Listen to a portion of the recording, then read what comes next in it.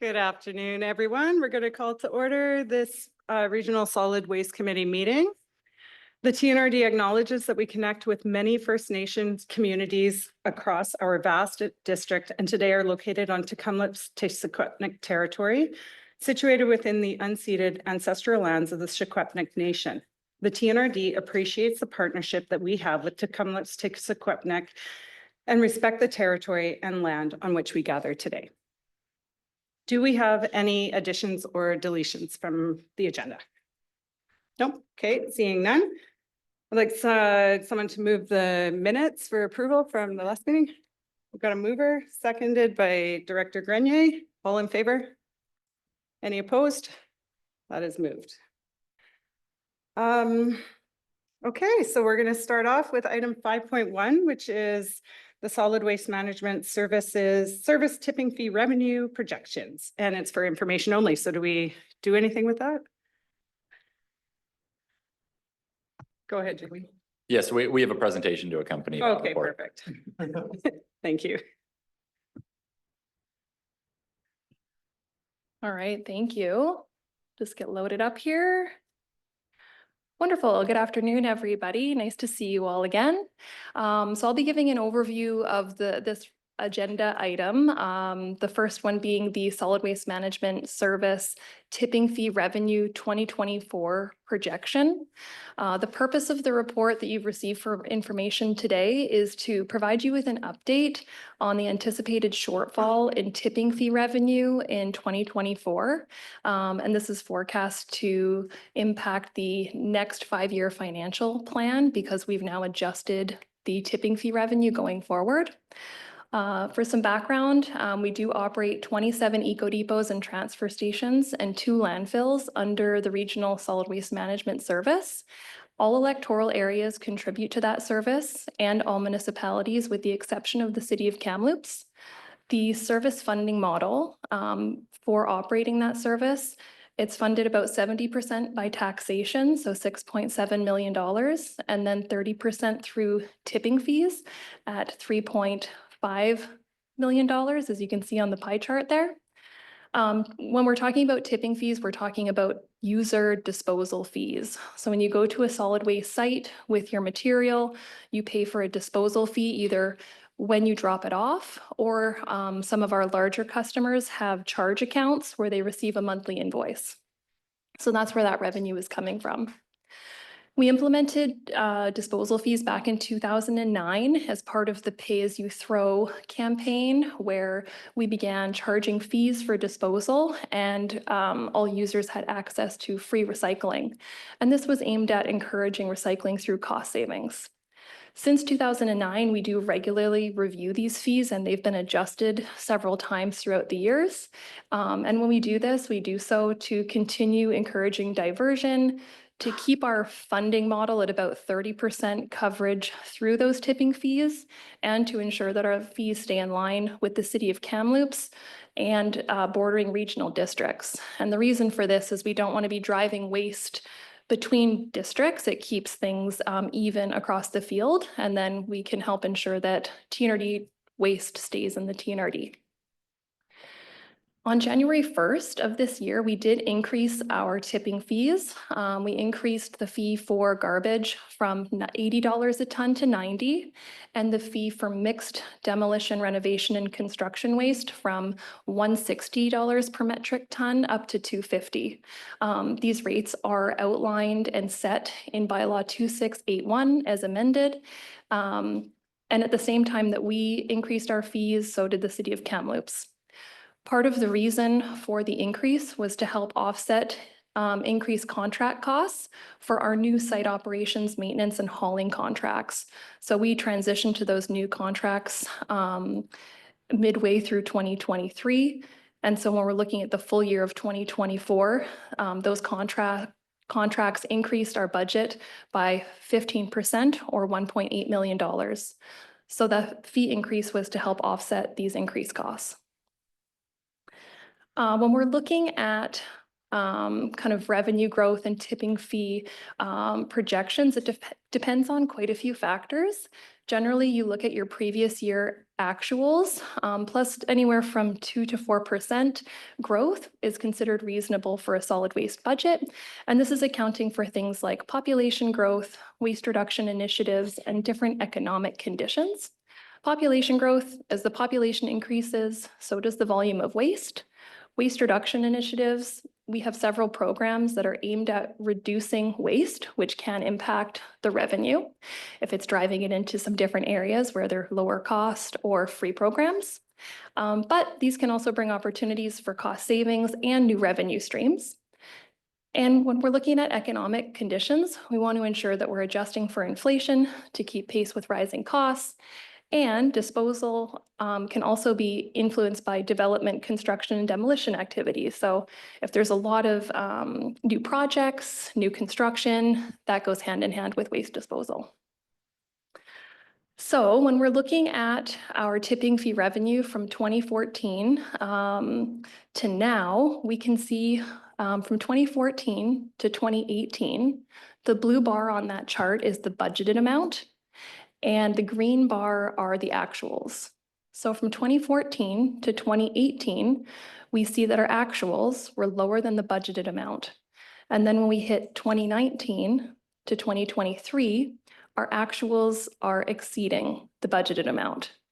If you look closely at 2021, 2022, and 2023, you can see that the actual amount that came in was quite a bit higher than the budgeted.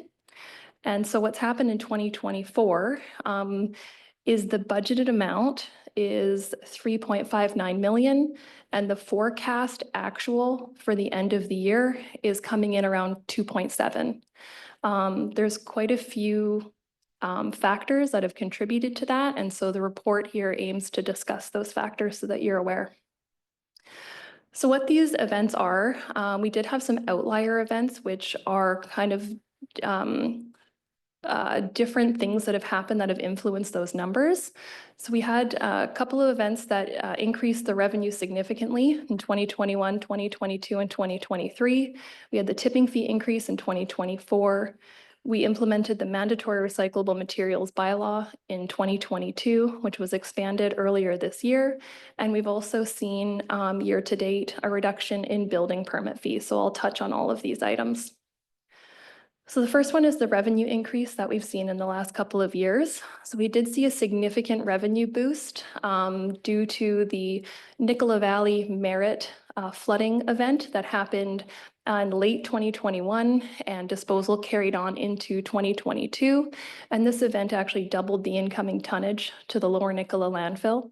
During that time, it was pretty significant, with around 500 homes damaged from the flooding.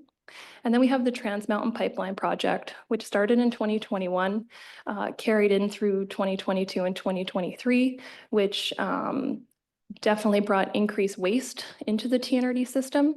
So this project increased employment with job creation directly and indirectly leading to higher income levels and increased consumer spending. Business growth. Local businesses, particularly in the construction, hospitality, and retail sectors, saw a surge in demand for services and products. And then we've got their waste management needs. So the project generated additional waste from staff camps, work sites, and construction activities. And this was in the Thompson Valley corridor. So this waste flowed into our North Thompson Valley sites. The tipping fee increase that we saw in 2024, so we did increase those fees.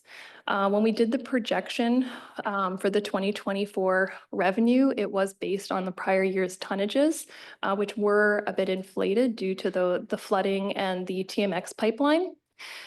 But what we've seen in 2024 is actually now a 16.5% decrease in overall waste to landfill coming from TNRD sites. This might be influenced by the new private landfill near Kamloops onto Kamloops to Secwepemc Nation, which is offering lower disposal rates. That facility is only 20 minutes from the Heffley Creek landfill, and their current disposal fee for demolition, renovation, and construction material is 28% lower than the TNRD's rate and the city's rate as well. So we believe that this has influenced that decrease that we see. This is just showing you the garbage and demolition, renovation, and construction going to landfill from TNRD sites from 2021 to 2024. Next is the mandatory recyclable materials bylaw. So this was launched in 2022 and it focused on commercial cardboard.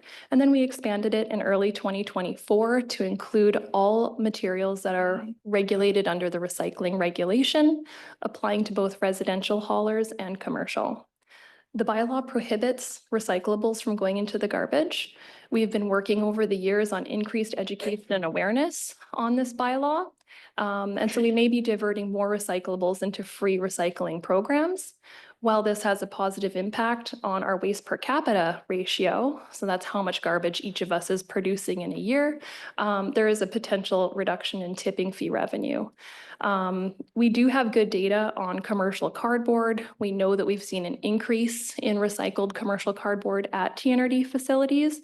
We do get revenue for that. The cost is the same to those customers as it would be for going in the garbage. What's a little harder to quantify at this time is the recyclables that could be going into the free program. So that's your household recycling, scrap metal, electronics, and all of the different extended producer responsibility programs. So we'll be looking to kind of dig into that data a little bit more, but the thought is that this increased education and awareness could be driving some material into those free streams.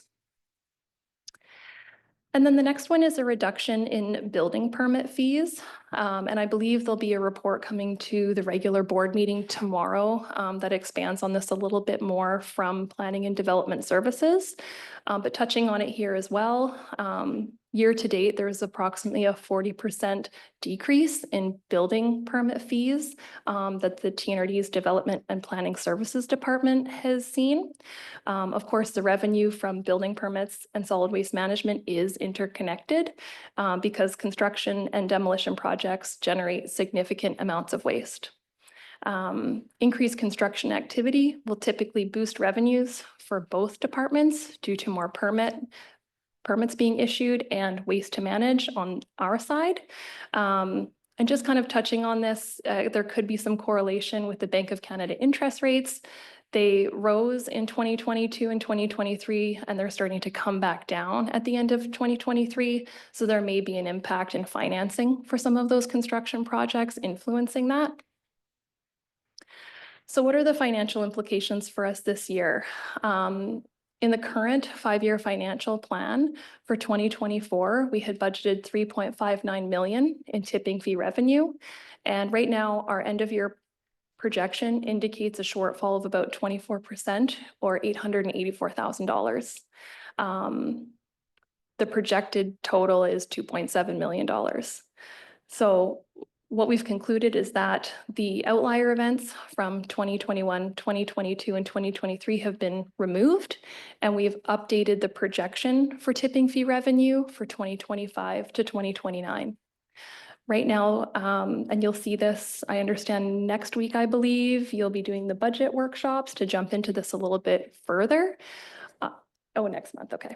My apologies. So what you'll see there is the revenues moving forward have been adjusted,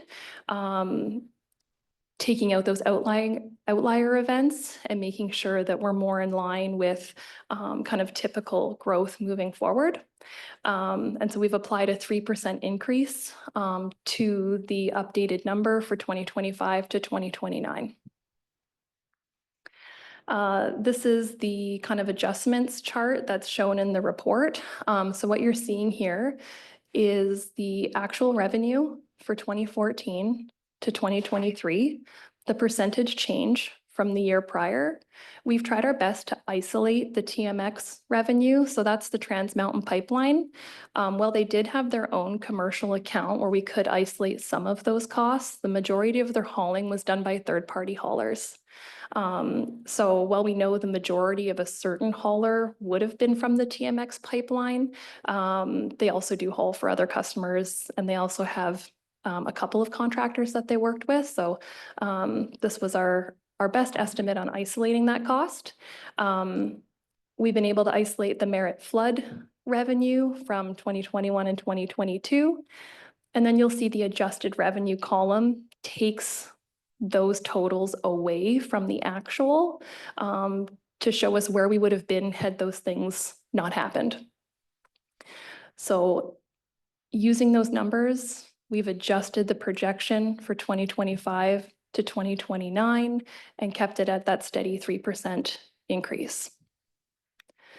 So how are we going to deal with the impact to us this year? At this stage, we're implementing some cost-saving measures so that we can help offset that revenue shortfall.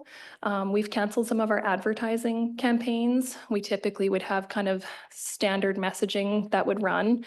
We have canceled those to save money there. We'll still continue to do just some small targeted campaigns. We will not purchase any additional composter inventory this year. We have enough to get us through for a little while, so that'll save some money as well. We can defer some non-critical site maintenance. However, we want to ensure that we're continuing to uphold our levels of service for the public. And we'll look at increasing some of our stockpiles to lower servicing costs. So an example at our large eco depots that have the covered buildings, we do have the option to store material on the floor if we need to, and that can help reduce hauling costs.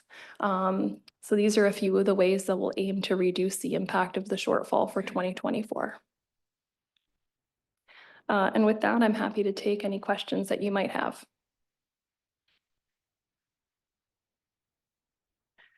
Okay, thank you very much for that report. I see a question from Director Grenier.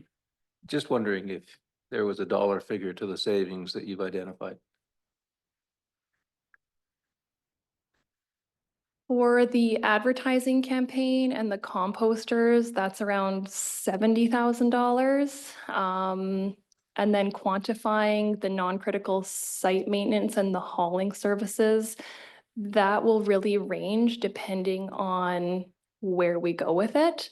So I think we need to have some more conversation around that because that's where we've got to really think about the service level piece. So I don't have a number right now, but that could be something that we can put together. So you've dropped next year's revenue to 2.7 million from a much higher number. So that's presumably the number you're trying to make up. I'll jump in on that through the chair. Not all of the difference will make up through operational changes. You'll be seeing, again, this is kind of a prequel to the budget that hasn't been completed yet, but you'll be seeing at the beginning of November. But there's a number of things that are happening. We're trying to find cost savings wherever we can. And then there will be utilization of reserves to reduce tax impact. And you'll see a higher tax impact compared to what was projected in last year's financial plan. That's what we're anticipating. But the details of that will come during the budget workshop and the draft budget. But presenting this, we wanted to kind of let this committee know that this is something that we already are aware is an issue impacting the budget. So happy to chat about it, but wanted to disclose that right off the bat. Okay, thank you. I see Director Spry. Thank you, Chair. Just a question. When we raised that, a couple of fees are the $80 to $90 and our tipping fees, is that in line with other RDOs in the interior or around BC? And that's my first question. Through the chair, yes. When we did the tipping fee proposed rates, we did a review of all the surrounding fees, and those fees are in line with surrounding regional districts. Supplemental. Just on the T-test operation that is upstart, I think that's only been in works for about 4 or 5 months. And so we're already seeing a decrease of 16%. So overall, if that was a whole year, we're going to see a decrease almost 30% every year moving forward. How are we going to make that up? I'll try answer that question. We don't know. All good points. So we don't know exactly how much is lost material through that system or not. We'll have to do further analysis on that, but we suspect that's a significant chunk of it. And you're right, the T-test facility has kind of been ramping up this year. So expecting, if anything, they'll be getting more material next year. But if this trend continues, the other reason to bring this up, if this trend continues, we need to look at what we're doing across the region with landfills. Yeah, it's probably going to be a challenge for other local governments that also own landfills. Director Houghton. Thank you, Madam Chair. I just want to thank City Accounts for accepting our refuse that I know that from the Knutsford area goes to the city, and it's one of the working relationships we have with City of Kamloops that for the rural areas. I've mentioned it before and stuff I've talked about. We complement each other, and this is one of the services that City Accounts sure comes to our aid, and I'd like to thank them. And on another note, are we keeping residential cardboard out of our better now, out of our transfer stations than before with our new bylaws that we have? Because I've noticed at Knutsford, there's very little going in there. Through the chair, yes, we've seen a direct increase in recycled commercial cardboard at TNRD facilities. So that's been a positive result to see from the implementation of the bylaw. I just see Director Kerslake, Liard, and Smith. During the increased outlier events, were more staff hired Through the chair, there were no additional TNRD staff hired during those events. When we experienced the Merritt flooding event, there were some additional contractor costs during that time. So additional staff person to help with incoming material. However, that was covered through Emergency Management BC. There was an additional landfill operator brought in. I believe that was not covered by Emergency Management BC, so that was an increased cost to the TNRD through contractor staffing costs. Thank you, Madam Chair. Excuse me. If we're seeing a decrease in the amount of waste coming into the landfills because of the new landfill at Rayleigh, is there not a decreased cost in operating because you're not having to deal with so much waste, or do we still have to have the same staffing levels? Like if you see a decrease going down? Yeah, through the chair, yes, there's a decreased cost in operating, but landfilling is the economy is a scale game. So the amount of savings we have in operating costs doesn't make up for the lost revenue. So essentially, when you're running a landfill, the more material you want, the more material you have, the more efficient it is, and more money you're making. It is a little bit different, and Adriana, maybe you can jump into this, in the smaller transfer stations where our operating costs are mostly tied to hauling costs. But we still have obviously costs to keep the doors open. So regardless if it's a landfill or transfer station, for paying someone to be there 6 hours a day, 8 hours a day, regardless of how many customers come through the gate, we're having the same fixed costs there.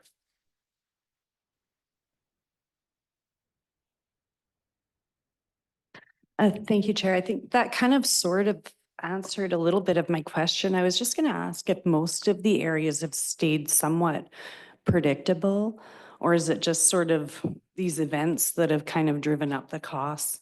And the other question I have is, through the permits, is there an actual fee attached to building permits for disposal, or is it just what they take through the process? Through the chair, there's not a disposal fee included with the permit. That's separate, so they would pay for it either when they drop it off at the facility, or most of the large contractors have a charge account and we bill them monthly. And then, sorry, the first question, can you remind me of that again? I'm just wondering if most of the areas are stay somewhat predictable and kind of stay in line, or is it kind of right across the board that there's a sort of a decrease in revenue? Okay, from the year to year fees, or fees kind of at the TNRD facilities?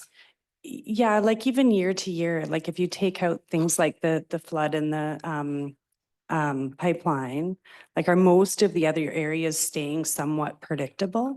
Are they kind of in line with what we expected? Yeah, if you look at the like the table that was included, you can see there are some larger fluctuations year to year with waste. So it can be very influenced by different things that are happening out there. It's definitely not an exact science to say it's going to be exactly this and remain steady. So in that chart for the actuals, you can see the percentage difference, and they range from 20% up and then 9%, and they kind of jump around. When we remove what we could isolate from those outlier events, that's where we see kind of a 2 to 4% increase. So when we took a step back and looked at it with those removed, we went, okay, let's just apply as 3% moving forward. And maybe if I could just add to that, but in terms of site-specific revenue, we didn't include that in part of this analysis. Be interesting to look at, but I guess we didn't because it doesn't really matter at the end of the day. It's all one system, so our revenue overall has gone down. And maybe just to add to the building building permit discussion, this is it is really interesting to see this and the timing of this committee reviewing this report and then seeing the report tomorrow from building department, because Adrian and I both have been here for many years saying, that a lot of things impact waste generation, even when we see waste generation going up and saying, well, why aren't we meeting recycling targets, things like that. It's not a super straightforward system. You have to understand, which we're seeing now, that economic activity or solid waste generation is a direct result of economic activity. So when the economic activity slows down, then your waste slows down, whether it's construction, that's one of it, or tourism, all of it. If you think about it, people generate waste, spending money generates waste. Like it or not, that's the reality. And so, we're not surprised seeing this decrease, especially using, the building revenues, building department revenues as an indicator. Director Houghton. This is to do with the recycle end of things. All the recycle bins we have at our transfer stations, the scrap metal that goes down to central salvage, the mattresses that end up going to Hope, I believe, is most of those services cost recoverable, like through Recycle BC and where this stuff goes? I know before a lot of it went in the garbage can. I understand that. I think that's what we're trying to achieve, is trying to keep that stuff out. And Through the chair, yes, for some of the provincial programs that we are signed up for, Recycle BC, electronics, appliances, household recycling, we do get revenue from those programs, which is around $500,000 a year. Mattresses is one of the ones where we're paying about $300,000 a year to manage mattresses, and there's no cost recovery there because they're free to drop off. That's an item they'll be added to the recycling regulation soon. And so once there's a program formed for it, we will have better cost recovery there. I can share some good news that has come in just at the end of last week. And then I looked at the numbers this morning. Our contract with Recycle BC, it expires at the end of this year. They've just gone through a large cost study exercise, and they've adjusted the incentive rates for their collectors. And so our rates or our incentive for next year should be going up at about 174%. Which is a significant boost to the revenue stream there. And so using the 2023 data, it should be around $380,000, which is significant. So that will help us starting next year and in the years ahead. We'll have a boost there. Okay, any more questions? Okay, seeing no questions, we'll move on to item 5.2, construction demolition strategy toolkit update. Wonderful, thank you. All right, so this next update is a project that staff have been working on for the last several months, and we're excited to share this update with you today. So what the whole goal of this initiative is to increase diversion in the construction and demolition area by creating and promoting educational resources. In doing this, we want to collaborate with industry professionals to ensure that the resources are accurate, clear, and effective. And we want to understand what impacts diversion strategies might have on the construction industry. So where we've started with this is we're just at step 1. What we've put together is a construction and demolition waste diversion toolkit. So this is an educational resource that's aimed to help do-it-yourselfers, folks in the construction industry, better understand how they can manage this material, where they can bring it, what it will cost them, and what specific handling instructions they might need to be aware of. We are undertaking this with stakeholder feedback because we want to learn from the experts. So far we've had a meeting with the Canadian Home Builders Association. They have the first draft of this toolkit and we're awaiting some feedback from them. And even today, I encourage you to have a read through the draft. We would love to know what your thoughts are on it because we want to take all that feedback to really make it the best resource it can be, and then we can launch it to the public next year. So right now we're looking to receive feedback. We're just in the preliminary stages, and then we'll continue to receive feedback through its development. And of course, this is a resource that will be updated as we go and as we continue to learn. And the whole goal is to make it as useful and accessible as possible.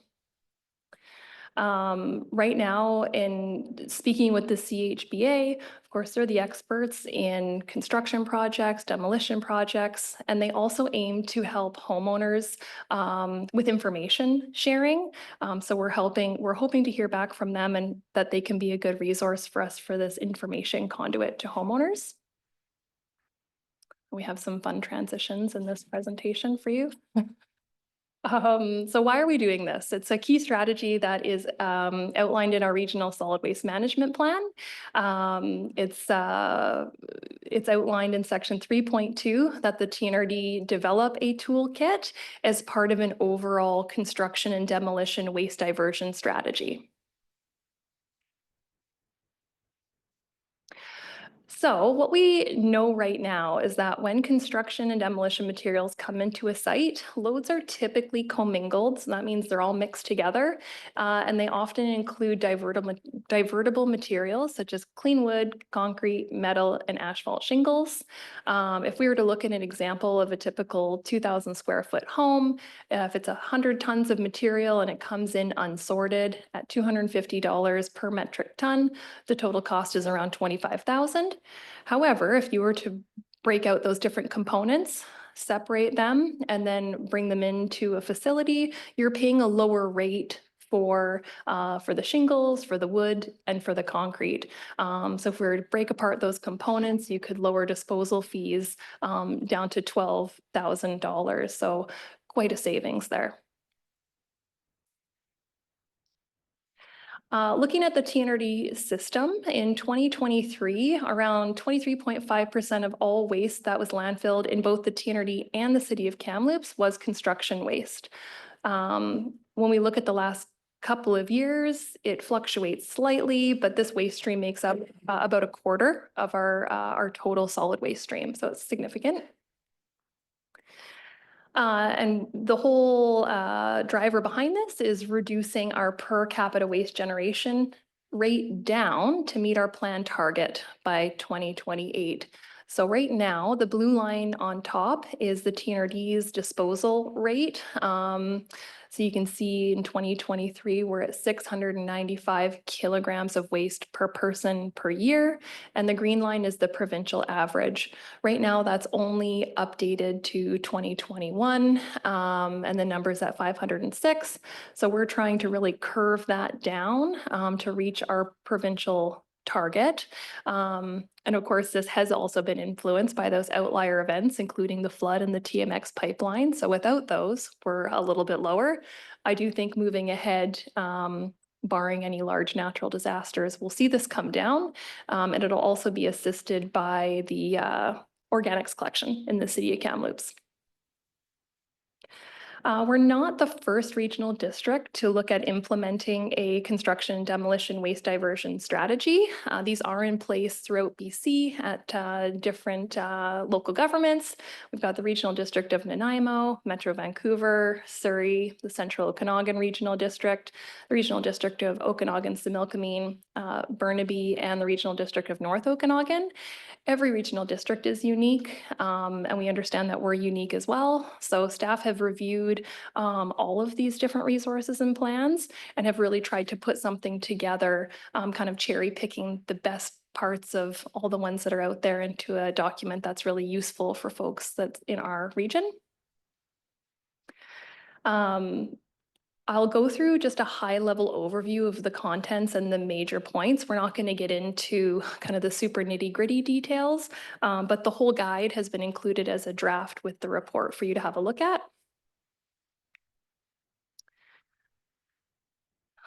So what it's aiming to do is to provide information to folks on local waste management requirements, available services, and facilities, helping contractors and people identify which materials can be diverted. And this would be something that's provided as a part of getting a handout when you're getting a building permit. And we would also like to make it available to do-it-yourselfers through like building supply stores. So you could pick this up at your local Home Hardware or Home Depot. So we'll be looking to partner with those retailers to make this available to residents in those centers where they're doing their shopping. The first part of it touches on hazardous building material assessments. So there are often hazardous materials that are commonly encountered during construction demolition projects, including things like asbestos, lead, crystalline silica, mold, PCBs, abandoned chemicals, mercury, and ozone depleting substances. So we've touched on this in the guide. It's not a requirement for an individual to complete a hazard assessment, but it is a requirement for a contractor. So again, it's an education piece to make people aware of this. We want to ensure that individuals understand the risks and can also properly plan for their disposal project. And we want to help ensure that workers are safe, community members are safe, and help mitigate any potential environmental impacts from those hazardous materials. And we've included additional links to WorkSafe BC for additional information. There's a section on diversion and disposal planning. So this would be a voluntary tool for planning and organizing diversion or reuse of building materials from a demolition, renovation, or construction project. This isn't something that's mandatory. It would be a voluntary kind of helpful resource to just help with project planning. And so what it would outline is helping to identify waste types and volumes, where you can bring it, who can haul it, how to create an official plan, and then how to implement that plan and monitor it as you move through your project. And so we'll include a completed, there'll be a planning form and then a completed example as well. And then it includes waste generation estimation tables. And we're also working on an online calculator. So here's a look at what those tables look like. So we've got common material types, and what this is doing is converting the square footage to weight. So this can help in assessing what your disposal costs might be. So you can say, okay, I've got a wood floor, it doesn't have a concrete topping, 1 square foot would equal 10 pounds or 4.5 kilograms. So it just helps kind of bring some information together to assist in assessing what your fees might be for whatever your project is.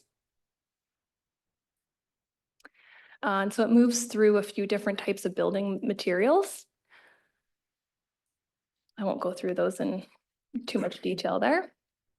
And the other piece, I think I touch on it later, but we're working on a disposal calculator. So instead of having to actually look through those tables and then calculate the rate, you could actually just enter it into the calculator and it would do the conversion for you and also let you know what the cost would be. So just putting that as an online resource that people can use to assist with their project. Metro Vancouver has that tool in use.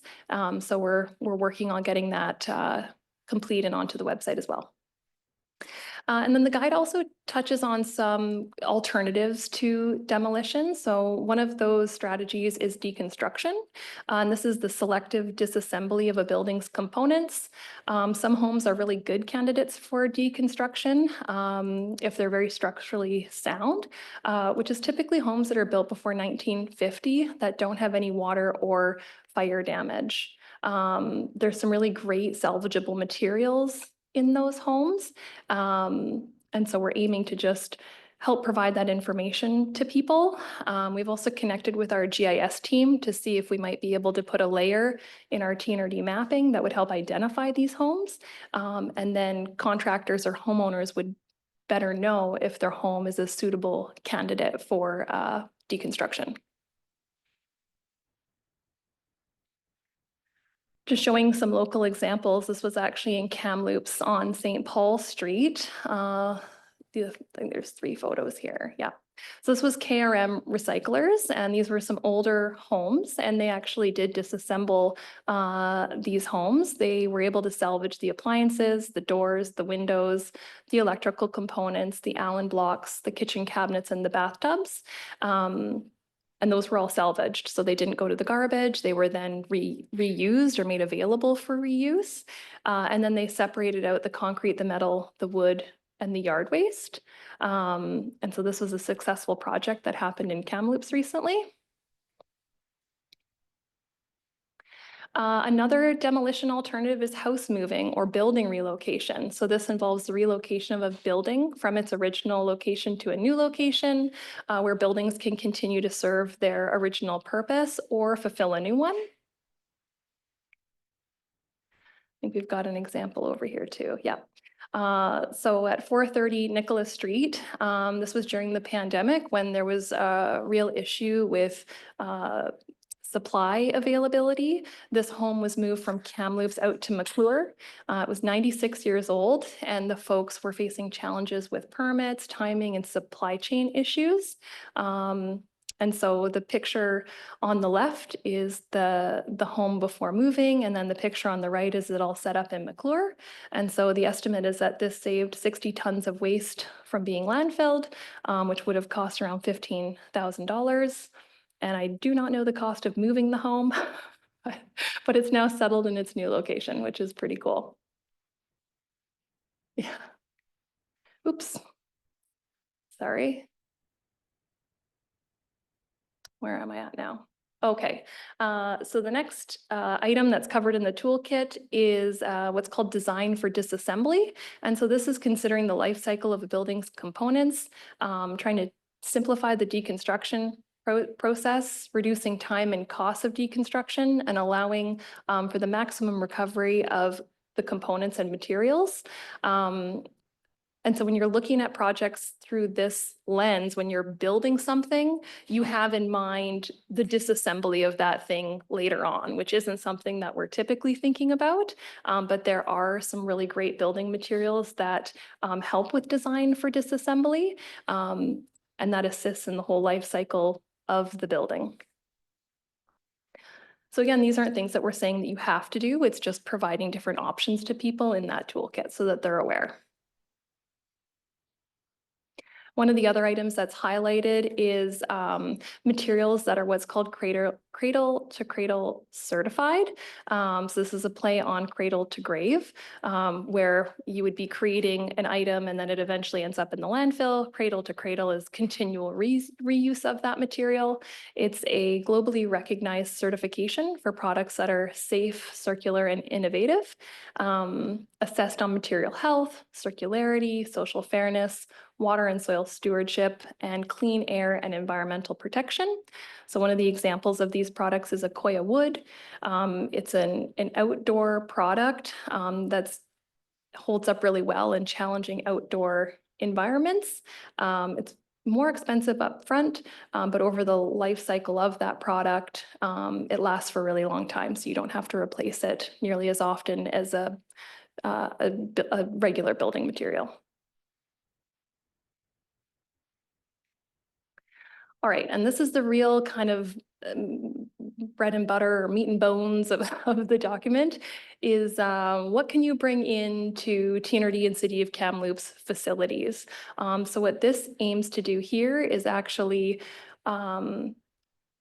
bring together the material types and the handling instructions so that instead of trying to read through one of the solid waste bylaws, which can be pretty overwhelming, it aims to bring that material, that information together in a simplified way so that folks know what the different handling instructions are for the materials that they might be encountering. So all these definitions are based on the solid waste bylaws. It outlines what's acceptable under each category and also includes any special considerations for dropping that material off. So the first example being potential asbestos containing materials. It outlines what these materials are and lets people know that pre-approval may be required, a declaration form is required, so that that's not a surprise to them when they bring the material into a facility. And both the TNRD and the City of Kamloops require a declaration form to be filled out for those items. We've collaborated with the City of Kamloops staff on this list as well. So there's cohesion between the different facilities and that the information is consistent depending on where you're going and that you're not encountering different definitions between facilities. And then also included is a diversion and disposal directory. So there's a whole list of categories of common materials from a construction or demolition project. And then we've outlined all the facilities they can go to, the address, the phone number, and then any fees that are associated with that material. And so this includes all TNRD facilities, City of Kamloops facilities, as well as private recyclers. So for scrap metal, for example, the 2 local scrap metal places are included if you'd like to bring your materials there. So we encourage you to have a look through that, and we're looking for feedback on this. Have we missed any categories? So if you have a look, let me know. We have updated our webpage and this is currently live. So if you want to check out tnrd.ca/construction waste, what's on the website currently mimics what you'll find in this disposal guide. And we're continuing to add additional resources to that page and also linking in some of those GIS layers that I chatted about earlier and including that diversion potential calculator. So those things are still in the works, but we're hoping to add those in soon. So this is live if you wanted to go and check out that webpage. And then, yeah, touching on the waste generation calculator. So this will be an online tool that'll help support diversion planning, where you can input your square footage or your meters, choose which unit you want it to display in, and then it will calculate for you what the cost would be for that material. It's a little hard to see those little icons, but yeah, we're excited to get this calculator up and running. So that's an overview of everything that's in the toolkit. And again, please have a look. Let us know what your feedback is. We'd love to know your thoughts, and we'll be continuing to work on this in the months ahead. This also links into kind of back over to the mandatory recyclable material bylaw. So in the Regional Solid Waste Management Plan, it had outlined 2 different phases for the implementation of that bylaw. The first phase is cardboard and paper, metal, packaging and products that are listed under the recycling regulation. And then phase 2 includes yard waste, clean wood waste, asphalt shingles, and mattresses. The items that are listed or shown in green are the ones that are currently included in the bylaw. The ones in red are not currently included. So the reason for that is we kind of implemented these in phases as there was good access to those recycling opportunities. And the red is more focused on construction and demolition generated waste. So these would be the next section of items that we would be looking to add to the mandatory material recyclable bylaw. And we know that clean wood waste right now makes up about 21% of our waste stream, so that's really the biggest one. Asphalt roofing is around 5%, metals around 3%, and yard waste is around 1%. When we did share this information at the roundtable with the CHBA, clean wood is really the biggest concern, because if you're going to demo a whole building and then potentially face a penalty for clean wood being in your load, that's a big impact on that industry. So I think we need to do a bit more workshopping on what does it look like for clean wood. But for the other ones like metal and yard waste, those would be more the low-hanging fruit on this list. So where are we going next? So far, we have had one meeting with the CHBA and we're still awaiting their feedback. We'd like to do some separate webinars on kind of focusing on this with different stakeholders in the construction demolition industry, do-it-yourselfers, and the waste haulers. We'll be looking to do a survey and receive feedback on the toolkit content. And we'd also like to include what are kind of the thoughts and feelings out there about expanding that mandatory materials bylaw. We'd be looking to advertise this through print media, social media, at our solid waste facilities and at building supply stores. And we'll be continuing our further strategy development in 2025, where we'll be sharing additional information with the CHBA once we're kind of moving through those phases. And the big piece there will be expansion of that mandatory recyclables bylaw. And right now we've got some feelers out just to see how else can we advertise and engage with the construction industry. So we've also asked for that feedback from the CHBA, and then we'll use that to help set up kind of the next round of feedback. So we're looking to release a survey in kind of late October, continue those public consultation efforts, finalize the toolkit document based on the feedback that we receive, making those toolkits available ahead of the spring 2025 building season, and then looking at further expansion of the bylaw in 2025 as well. And with that, I can take any questions. Okay, Director Sarai. Thank you, Madam Chair. Great presentation, and I'm glad that the best thing I heard was that you won't be cutting advertising on this, that we need the education piece is going to be big.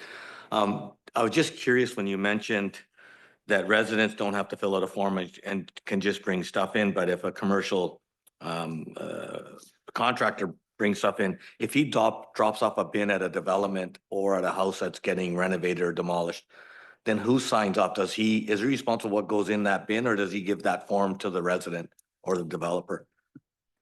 Through the chair, the hauler is ultimately responsible for the waste. So we help educate the hauler so they can educate their customer.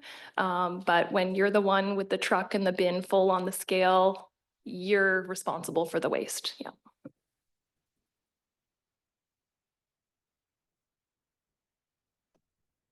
Director Greene. Thank you, Chair. Thank you for the presentation. I'm just thinking about the practical side of implementing this. You've got several different subcontractors on site. Typically, it's just one bin that's been delivered to sites. So I presume you're thinking that there'll be multiple bins or multiple bags delivered to site. Is that the expectation? Because I'm trying to think practically when you talk about renovating a house or demolishing a house, it's usually on a small lot. There's only so much space to put a bin on. And I think that a lot of people say, well, I guess it's just going to cost more to dump if I put everything in the one bin, but they got to trade that off against the space. They're delivering lumber and they're delivering new supplies at the same time as they're trying to dispose. I'm just wondering if an approach that said, okay, concrete, wood, and shingles, those are pretty identifiable, simple things that can go out in the haul cart instead of in a bin.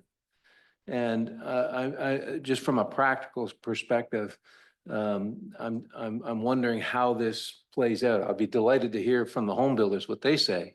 And then in terms of Mr. Sarai's comment, I started to count up the number of pages, and I was thinking, is any contractor going to read this? So I'm hoping that if we're putting materials together for people, that we consider whether we want to give it to them on a stick instead of printing costs, particularly in light of what we're talking about. So that's a whole lot of comments, but you're looking for some feedback, and I'm just thinking practically, is a subcontractor going to give a hoot about this, or are you going to leave that to the general contractor? And is the general contractor just going to say, it's increased cost to the homeowner? Through the chair, yeah, so we did get comments from the CHBA. One of the comments is that it would be pretty straightforward for new construction, easy to separate things. You can look at different systems like split bins or even mega bags. And that's why it's interesting when we start having these conversations, because what we end up putting in place will kind of be a driver for that industry. So, you know, if the bin hauling companies know, okay, this is coming, well, they can invest in split bins. They can invest in mega bags so that this is a system that works. So this is why we would have like targeted stakeholder meetings. We want to talk to the haulers, right? What are their comments? How could this work? It's a bit of a different beast when you're looking at demolition, right? Where you'd normally just knock a whole building down and throw it in a bin. So new construction project and a demolition project are very different beasts. So yeah, it is interesting. It's not super straightforward. And I think what would be wise is if we actually have kind of a targeted workshop with the CHBA, because this might not work the same way it currently works for cardboard, where you say, okay, we've got a 10% threshold. We look at it based on volume. If you're over that, you get a penalty. Maybe this looks different than that, and we haven't really explored yet what those different strategies could look like. One slide that isn't in the guide that caught my eye was how much you could save. And I think that would get their attention. If you can save 10 grand, you got their attention. But a 50-page book that's got line items, I don't think is going to be as interesting to them, but that's just. And I have a bit of a follow-up point to Ms. Mayu's comment as well as the presentation as a whole, and thinking of Director Grenier's question. It's a good question that we get all the time, and comment that we get all the time, especially from the industry, about how are we going to do this? How are we going to do this? And yes, we want to work with them, and we need to understand what challenges they have to help us better develop policy and essentially bylaws that we're going to enforce. However, we're not responsible for solving their logistical challenges or problems. We often hear those kind of comments back to us, and our role is to set the policy that reaches the goals that our solid waste management plan is set. And we're working with them closely to understand what they can and can't do. But at the same time, when we get pushback saying, where am I going to store all these bins? That's for them to sort out, not for us to tell them how to sort it out.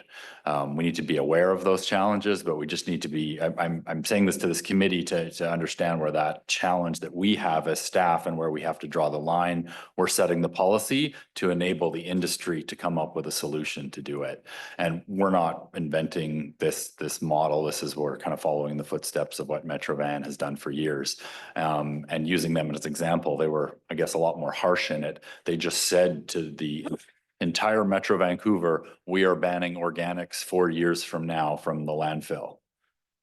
And that's it. They didn't set up compost operations. They didn't set collection, but everyone knew it was coming. So then the industry started thinking about, oh, hey, I should get into the collection of organics.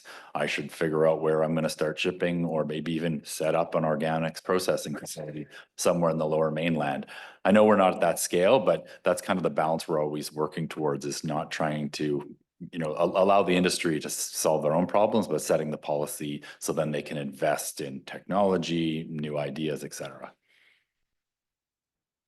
Okay, I have Director Houghton, then Director Laird. I think if we're going to have a workshop, I highly recommend that we invite the commercial haulers like the Super Saves, the Waste Managements, the Canadian Waste Disposal, Joe's Rent-A-Bin, and all them that farm these bins out, to school them right at the source. They can prepare their customers with the knowledge that we're trying to achieve, and start from the ground floor. They're the ones that take the bins to the city council landfill, and ultimately when they dump in a truck, I know at John Deere they had a camera and caught us red-handed a few times, and we paid a pretty good fine. So the employees got schooled on what to put in where. And I think we started with those folks, and together we'll work up the scale to the customer. Go ahead. Thank you, Madam Chair.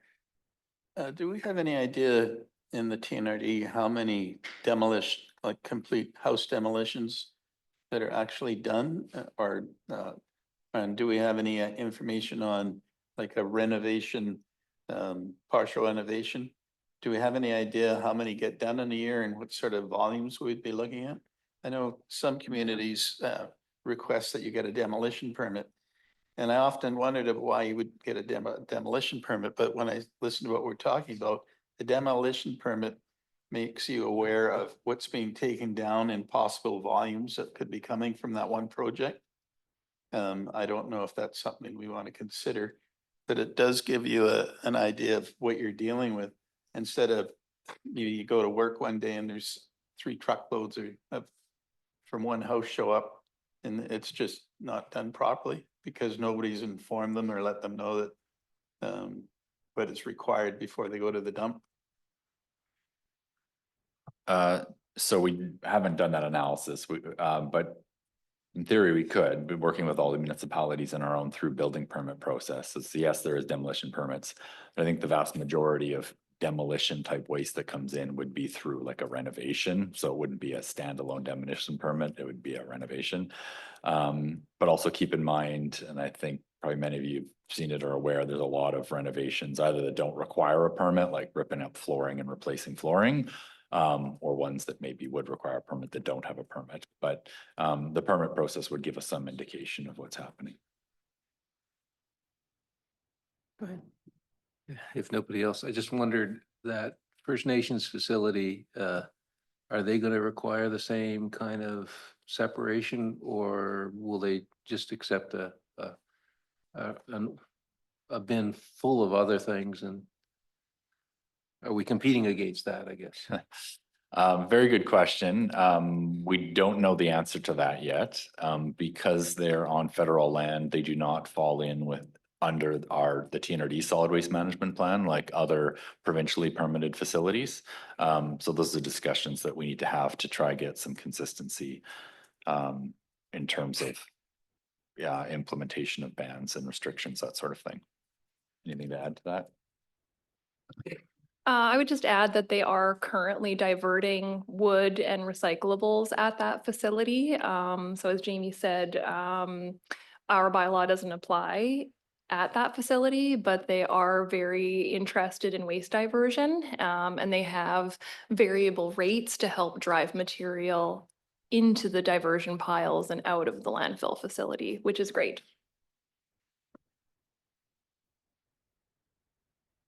Okay, seeing no other questions, we will move on to item 5.3, Clean Farms Agricultural Plastics Pilot Program Proposal.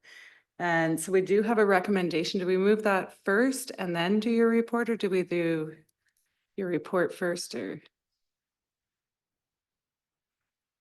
Chair, the report and presentation first, if you don't mind, and then Okay. if you have any questions or issues, because the committee could, in theory, choose to reject the recommendation after hearing the information in the presentation. Okay. We so- hope you won't, but. Perfect. So we will have the report, please.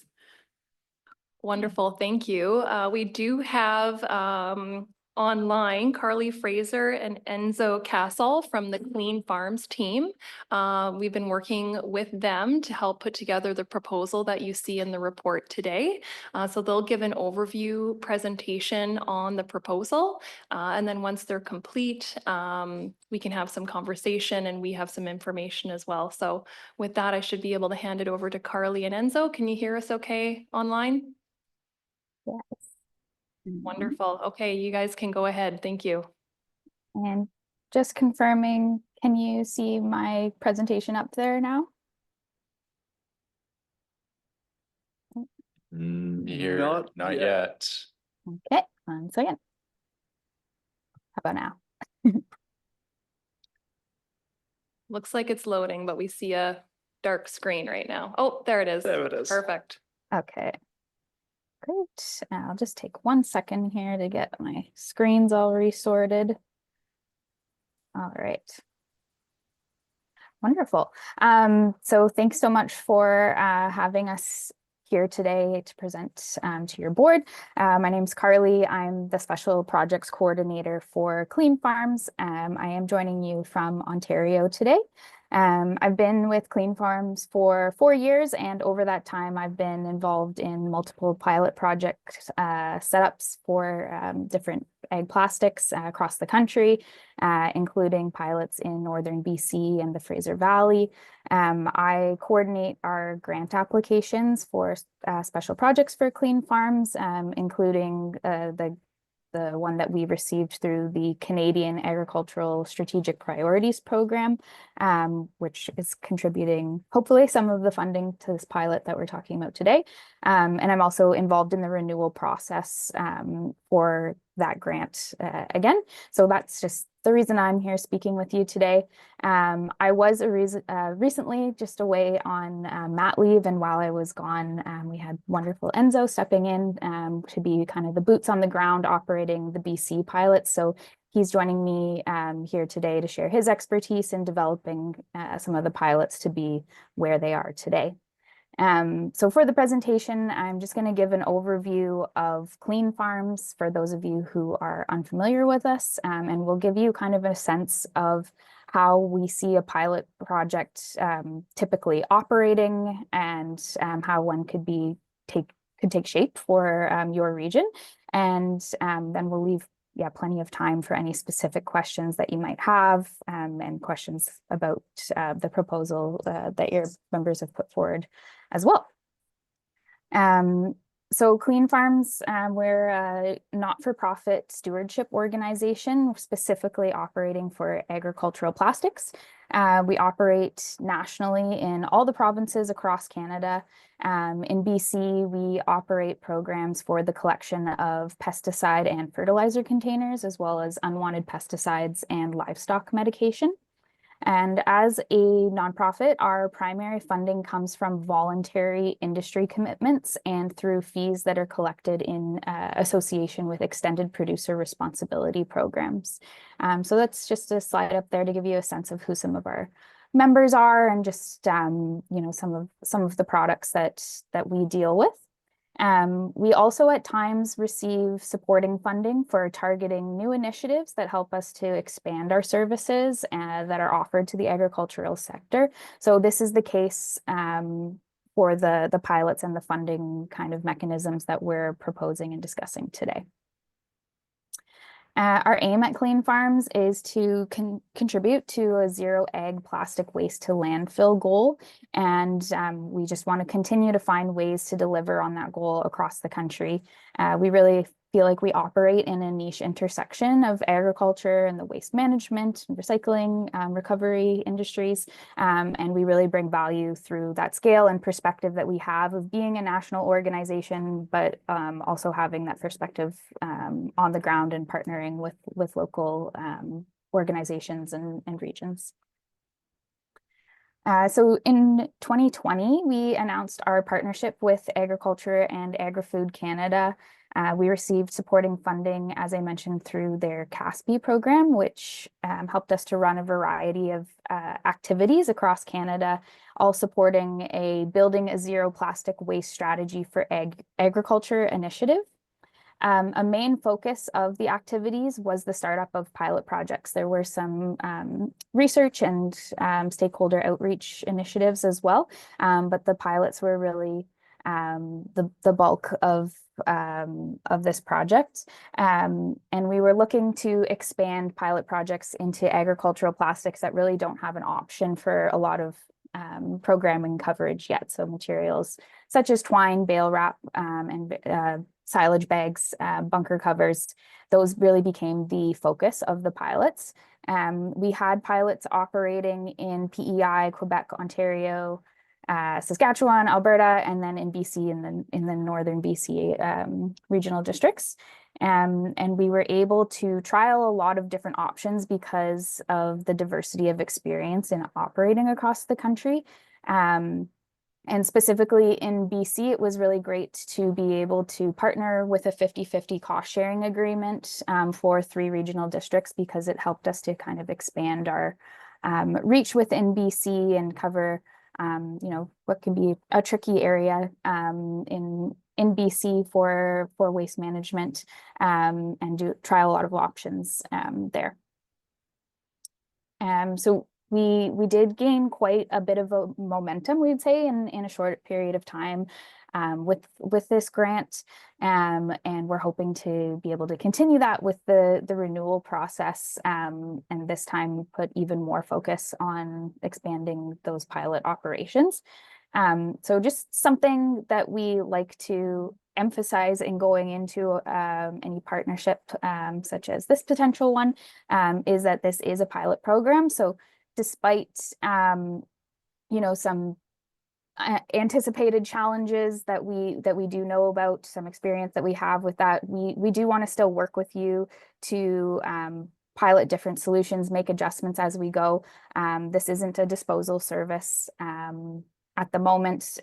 It really is a partnership to be able to build in the feedback and make a targeted solution for your region. But just to give a sense of some of the challenges that we might anticipate encountering in a pilot projects,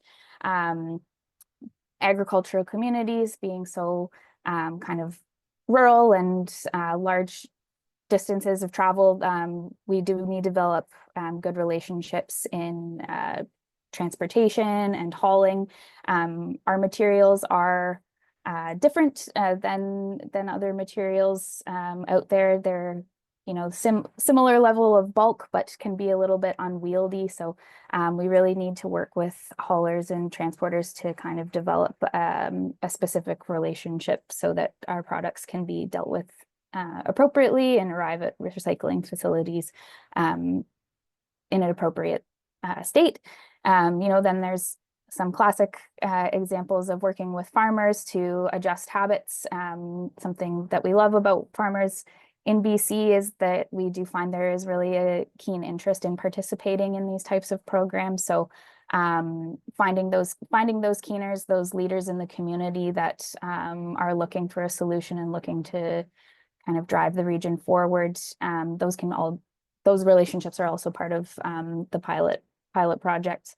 And then also, Enzo will talk about this a little bit more, but developing relationships with baling contractors, trialing different options there. That can be a challenge, but one that we've seen overcome in many regions. So those are some of our key starting point challenges that we'll be looking to overcome heading into your region. So yeah, I'm just going to throw this over to Enzo now to kind of describe what we anticipate seeing in a pilot rollout and a bit more specifics to give you an idea of that. Thank you, Carly. Just checking if everyone can hear me. I realize I haven't spoken yet.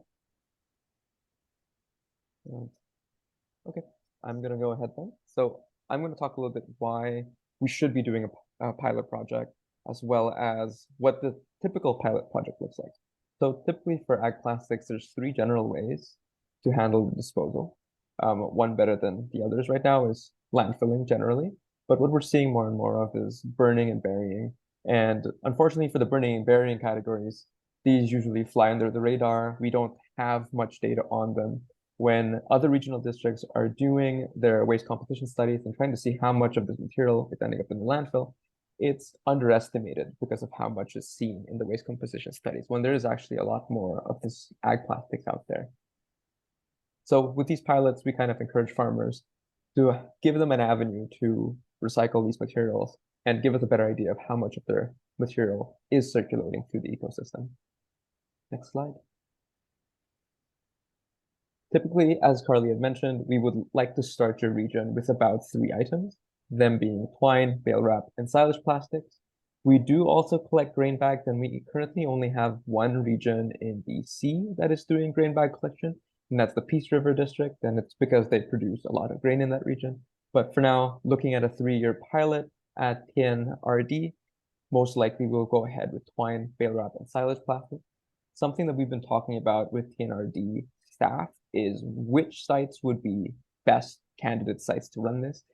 Something we've seen through our experience is it's actually better to start with more sites, run the program for a little bit, revisit it, and decide, okay, if we're not seeing much collection at certain sites, perhaps we can start consolidating the collection points to make things more efficient. And this is something we've done in the past, especially in the Balkina-Chaco Regional District. I think we started off with 9 sites, and then we eventually reduced it down to 6 within the 3-year pilot, and we found efficiencies increase there. Typically, also for budget calculations, we move everything on a per tonnage basis. So we can revisit this when we show the budget. So running different types of sites, the only thing that increases the cost of this project really is how many signs we have to print for notifying residents around the area that the program is active. Next slide, please. So what exactly is a typical transfer site collection? Well, it starts with the farmers, and they bring material to a transfer site where material gets collected, typically in collection bags. Then Clean Farms will do a pickup through one of our contractors and bring it to a baler. And then from this baler, the material gets baled, and then it's brought to a processor, again, transportation through Clean Farms' contractor. At this point, this is the end of the Clean Farms custody of the material once it reaches the processor. But ultimately, past the processor, they would recycle it into resins, and it would re-enter into the end market. So this is something that Clean Farms really strives to do. Clean Farms tries to keep all their material within North America. Nothing gets shipped overseas. And as far as I know, this has been happening from everything we've collected in BC. Something else with, just one slide sorry. back, please. That's okay. Something else that you can notice in the proposal is we suggested a hybrid model where we're trying something new called an on-farm compaction model. So looking at this current flowchart of what a typical transfer site model looks like, you can see that we have loading and transportation costs from the transfer site to the baler. We have the baling costs at the baler. And then finally, we have the transportation costs, once again, moving the material from the baler to the processor. So we have about 3 points of costs here. And on an on-farm compaction model, what we started trying in different regional districts, go ahead, Carly, is one where the farmers have a compactor on site that they can manage.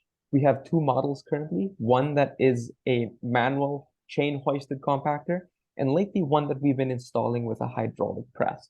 So this hydraulic press can be attached to any common farm equipment, a skid steer, what have you. So the farmers themselves can start slowly over the course of using their bale, compact their material. Then we can consolidate everything at one farm. Go ahead, Carly. Bring it to the processor, and then finally the end market.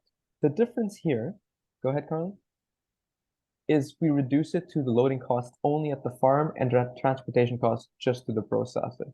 What we've done in previous regional districts, and some that I can mention are in Fraser Fort George, we have a region there called McBride, and they have really taken up the on-farm collection model. Likewise, in Kent, we have another pilot happening there with these on-farm compactors. Typically for loading, what we do is once it's consolidated at a farm, we contract out to one of the local farmers to handle the loading when we send the truck.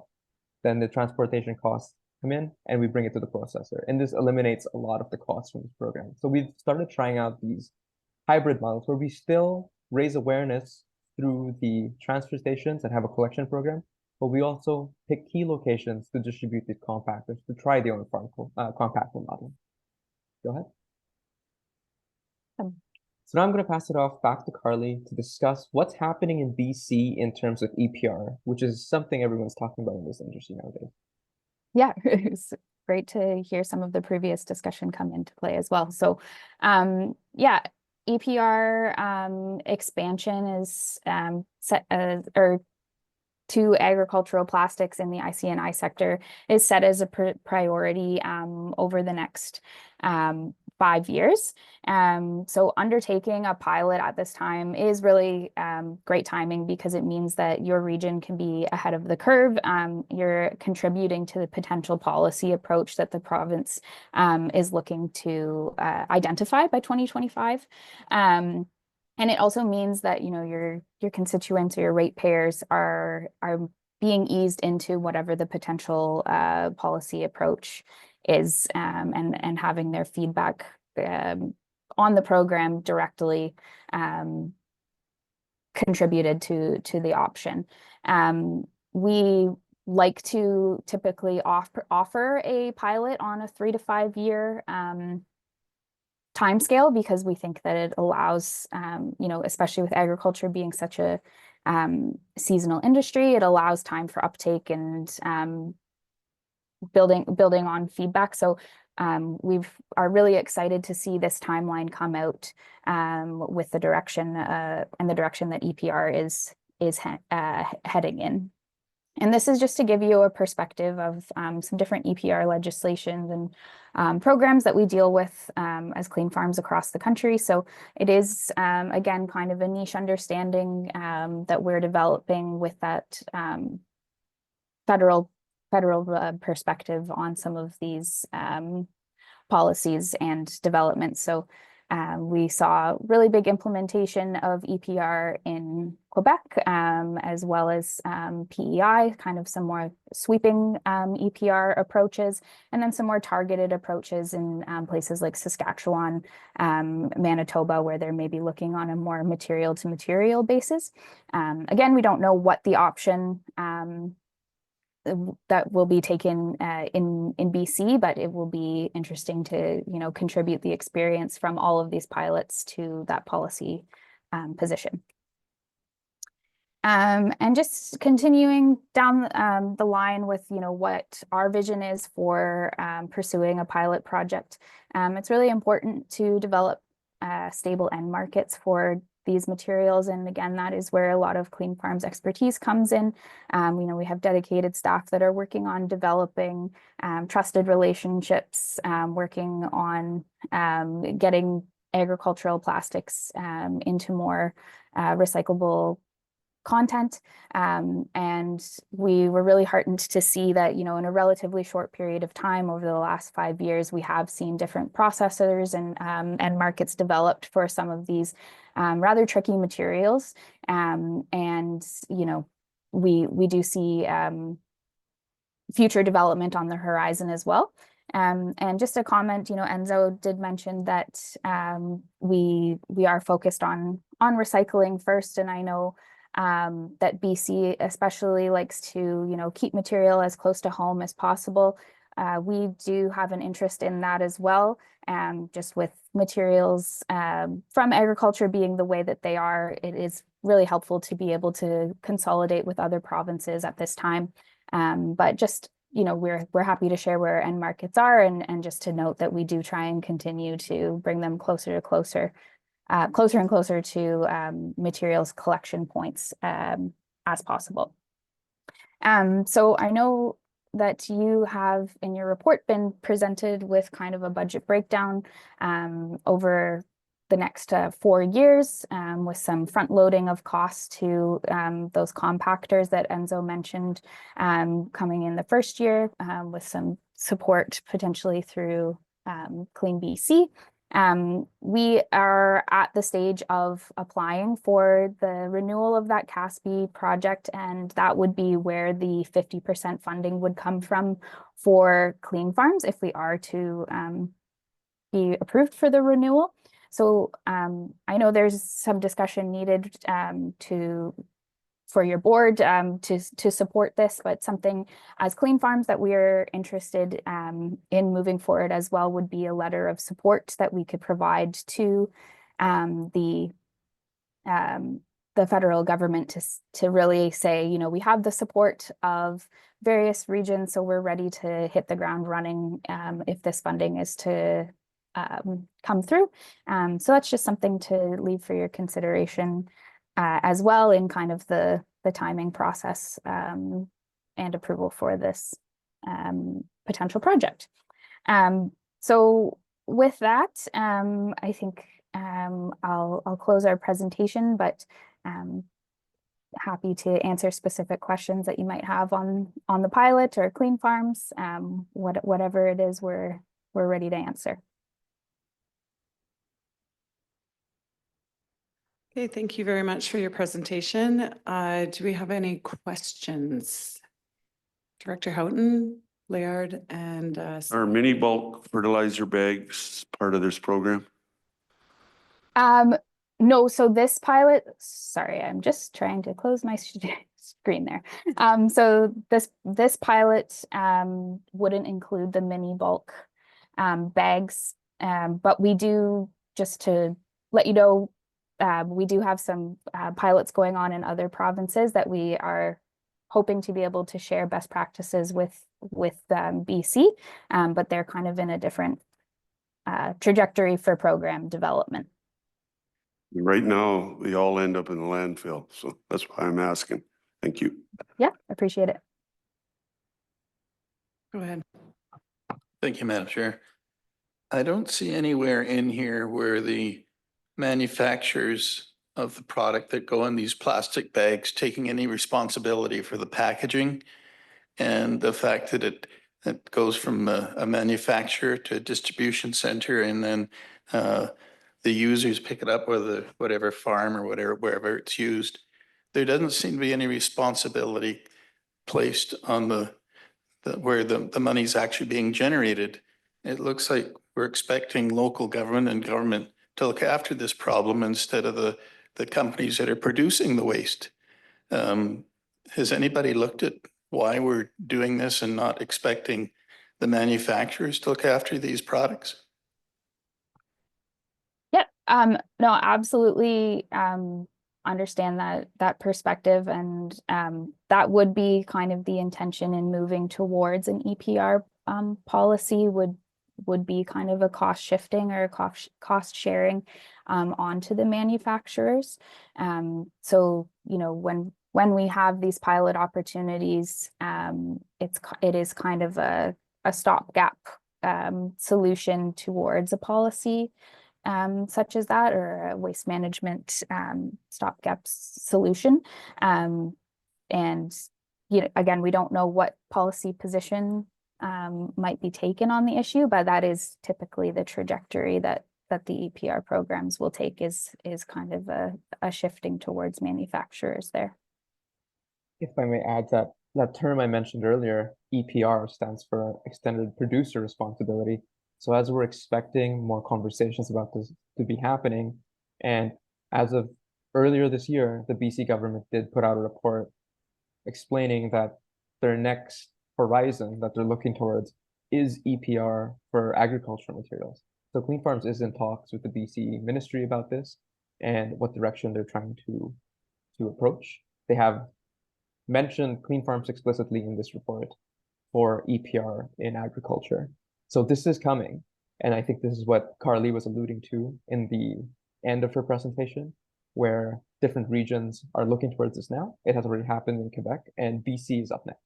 So to answer your question, sir, it will shift towards something where the producers are taking responsibility. It looks like to me, when I look at this program, it's putting costs of looking after waste that has not been created but in our area at all.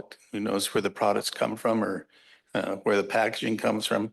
But it's now getting to be the cost of local government to look after planning and how to look after industrial waste. There's I don't agree with the direction we're taking. and spending all this money trying to figure out what to do. The legislation needs to be dealt with and direction given to the manufacturers and the people that make the profit on down the line and right to the users. So there, I don't see there's no tie-in to make them responsible for what they're producing. It's coming right directly back to local government to deal with this. And when you look at the amount of money that's being projected that the TNRD put out just to look at a study, it doesn't make sense to me. Thank you. I have a question as well, and I'd like to better understand how is this product getting to the end, like to the place in Ontario or Alberta, et cetera? Like, is that transported by rail? And then is that an additional cost that BC pilot projects are seeing, et cetera? Thank you. Yep.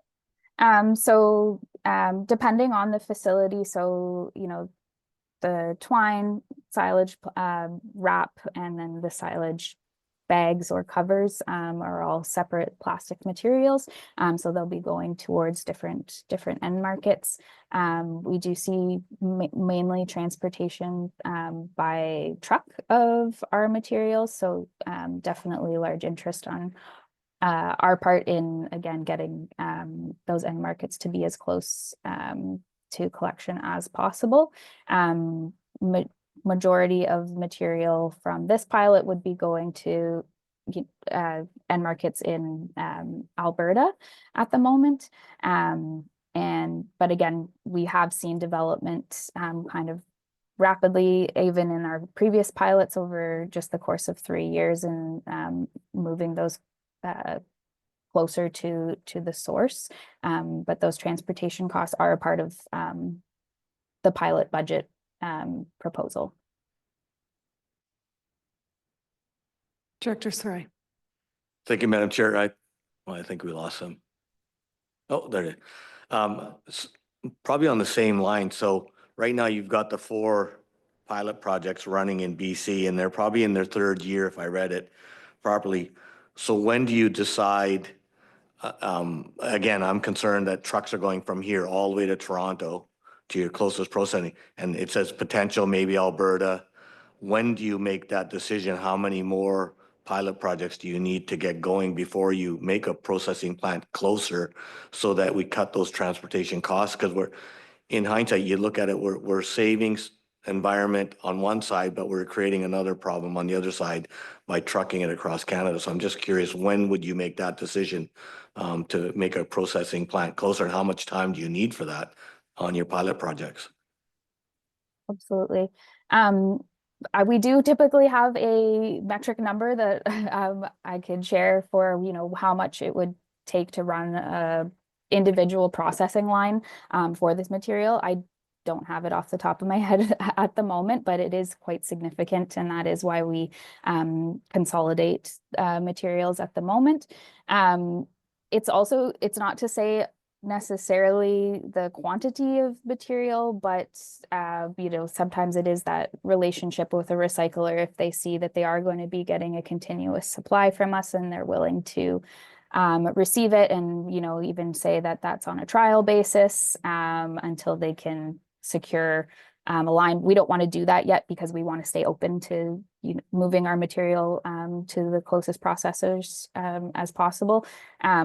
So yeah, it's a bit of a tricky one to answer, just to say that we're not overly committed to one location, and part of the pilot sometimes is you know, new options that are more local pop up, and we're open to sending material if that makes sense and kind of complies with our standards to those locations. Supplemental, please. Thank you, Madam Chair. Supplemental. So for now, you're gonna, if this goes forward, if you store it at a farm, if you find a local farmer, or it goes to in your processing plants in Ontario and Quebec, has there been any concerns with the odor of any of this product when it's stored or transported? That's definitely a common worry, I would say, but the odor of the materials specifically isn't too much worse than, you know, the products that they're dealing with. So it's not a concern necessarily from a storage perspective, I think, compared to other waste materials. That is something that we partner with the recyclers to, that's some of our trust building that we have to do, actually, is just to, that there's assumption that that smell will linger in agricultural plastics. Sorry, did you have a follow-up? Yeah, I'm just looking at it, and Director Laird has a valid concern. I'm looking at it through a different lens. I think a pilot project shared 3 ways to see if this is going to help our region. And maybe what I'm hearing from you is the more people, more regions or RDOs you have on board will probably push for a processing plant even closer to us. So it looks like you need volume to make it feasible. So if you don't have that, it's never gonna be viable. So I don't know if Director Houghton wants to move the recommendation, but I will move it to just see how this runs and helps our region. Thanks. Yeah, I know it is a funny kind of chicken or egg situation with recycling. That's kind of hard to see at a grander scale. So just appreciate the comment. Okay, so the recommendation has been moved by Director Sarai and seconded by Director Houghton. So all those in favor? Sorry? Sorry, Chair. Oh, yeah, Yeah, sorry. do you have any discussion that you would like to have? Yeah, okay. Go ahead. And yeah, where is the funds coming from? Where is the TNRD getting the funds to fund this project? Is it coming out of our any of our surpluses, or are we taxing for it, or how's it happening? Because it's a substantial amount of money. So through the chair, yeah, if this is approved by the board, recommended by this committee and approved by the board, then it would be budgeted into the solid waste service, which is funded by all electoral areas and all municipalities, except the city of Kamloops, for the solid waste service. Go ahead, Director Laird. It's like my previous comment. It looks like the local government is taking responsibility of industrial waste. And I can't see anywhere in that presentation, or are we aware of any money that's coming from the manufacturer, the person that distributes it? Is there any funds coming to deal with this problem? Because we didn't create the problem, and we're not getting funds from anybody other than our taxpayers to deal with it. And I don't think our local taxpayers should be paying to deal with an industrial problem that's created, and they have no responsibility to look after what they're producing. So I won't be supporting this because I don't believe our taxpayers should pay for a program like this. It should be coming from, like you look at the companies that sell us purity feed, they get their product from all different suppliers.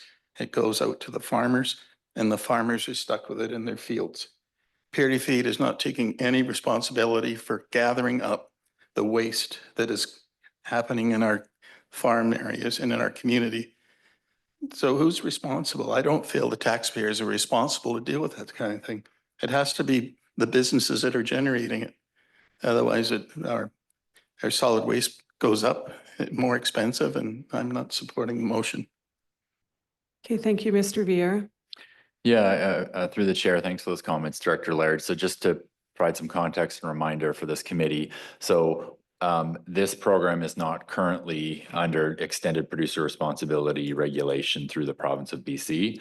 If that happens, that would trigger a program to be fully funded by the industry, like what Director Laird is talking about. And so to clarify, that is not the case presently, and that's why the industry is not being forced to pay for it.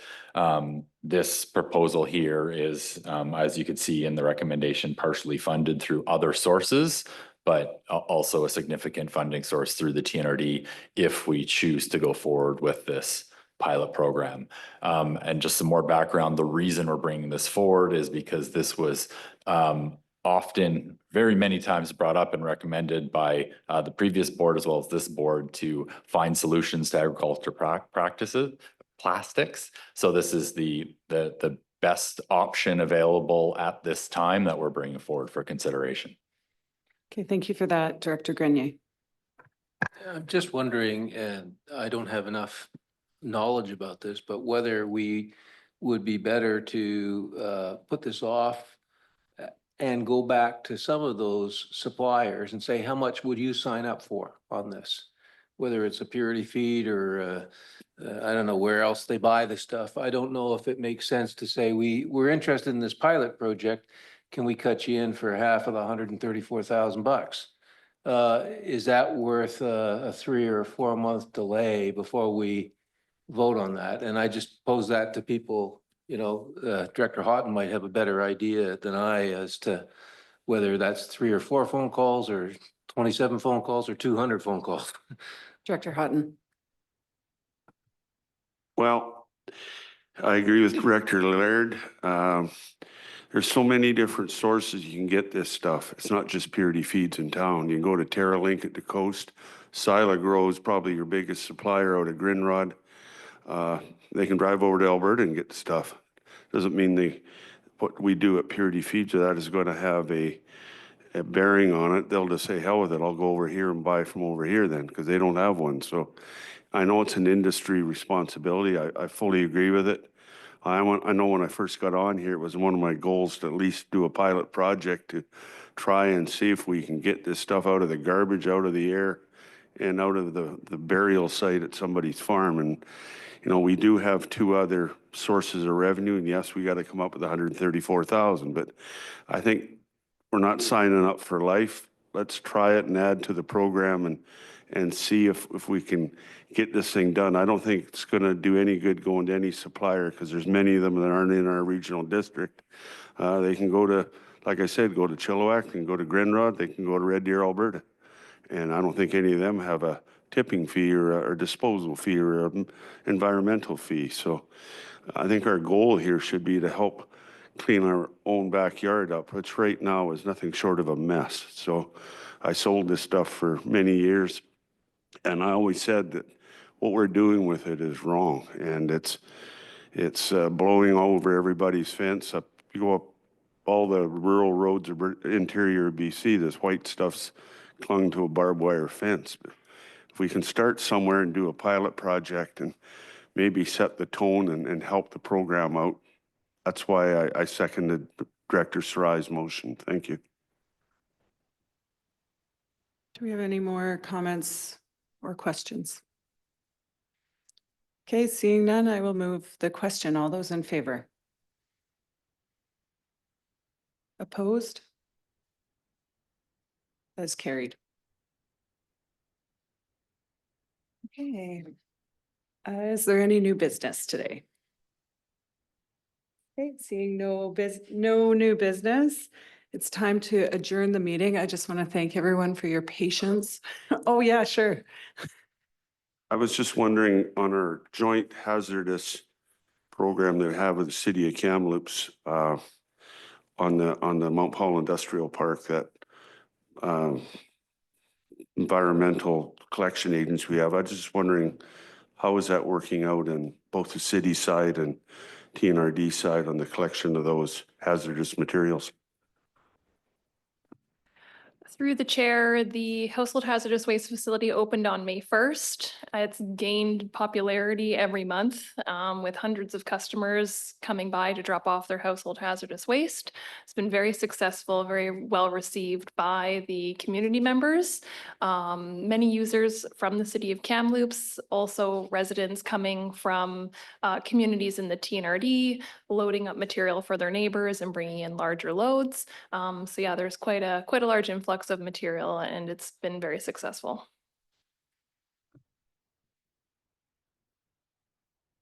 Okay, thank you everyone for the great meeting, and we'll see you next time.